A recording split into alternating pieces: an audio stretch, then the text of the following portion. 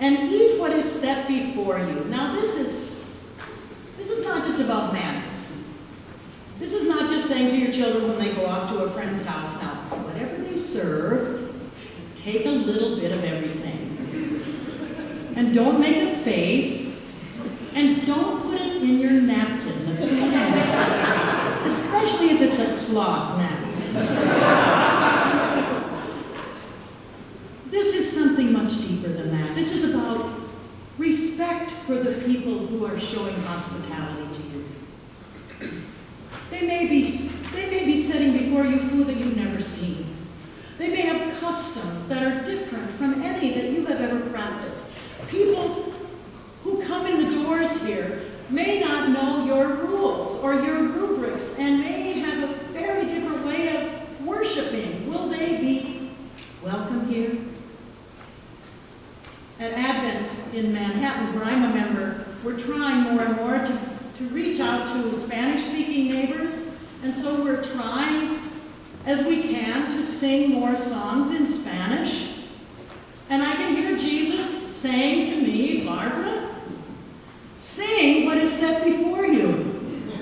Even if your Spanish is not so good, how can we honor, wherever we are, how can we honor the communities to which we have been sent?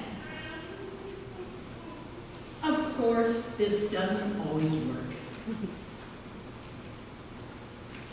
I love this about Jesus. He is so realistic. He says there will be people that don't listen to you. There will be friends that you invite to church, and they will think you are some kind of a religious fanatic. There are towns that Jesus would travel to that would not accept him.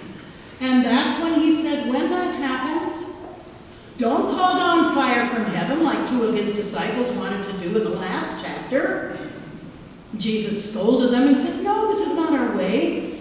But Jesus did say, shake the dust off your shoes and don't take the dust of that town with you. Don't let the dust of that town weigh you down.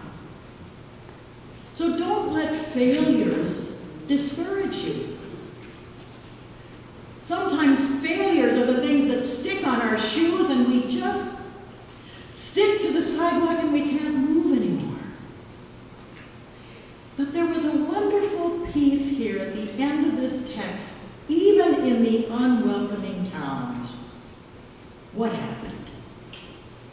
People will know the kingdom of God has come near.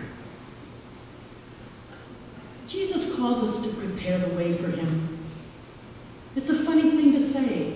In John's gospel, we talk about Jesus preparing the way for us, preparing a place for us, and in this text, these 70 that are sent out are supposed to prepare a place for Jesus.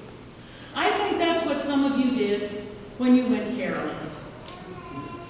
Gladys was telling some of us about this just last week, that you went caroling in the neighborhood, and you went to the hotel across the street, and then you went to a nursing home, was it? Senior housing, and then you went, and then what was the third place? Train station. Had anybody invited you to come to the train station? No. But some people took songbooks and sang along. Now, some of you were probably there.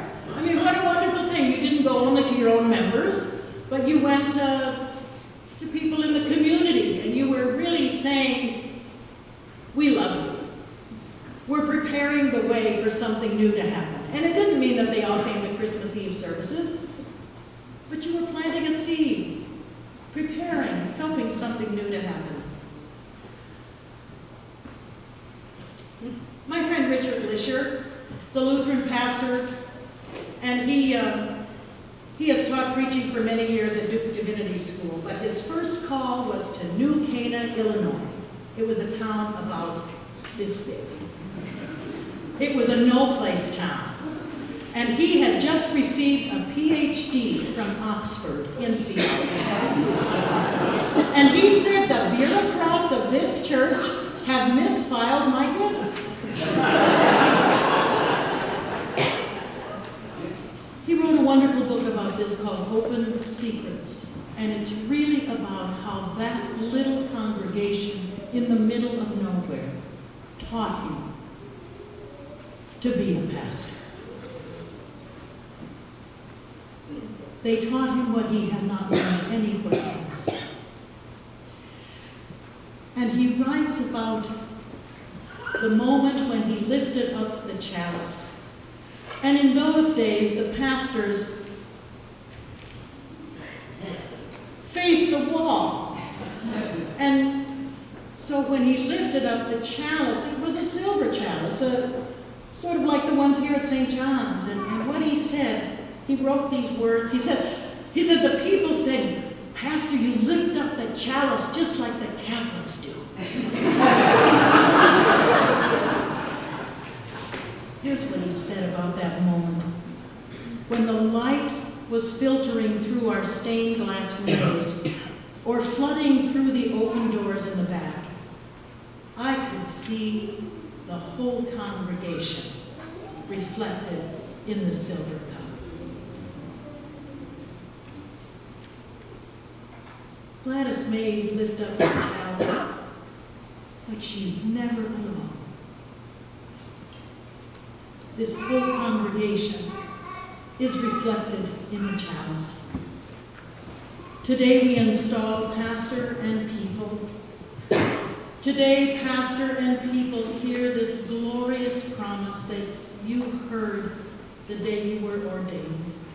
I hope all of us hear it. I have called you in righteousness. I have taken you by the hand and kept you. I have given you as a covenant to the people, a light to the nations. That's what Gladys heard when a stole was placed over her shoulders in that service. And today, I have this glorious image that the ends of that stole stretch out to rest on the shoulders of each and every one of you. Thanks be to God.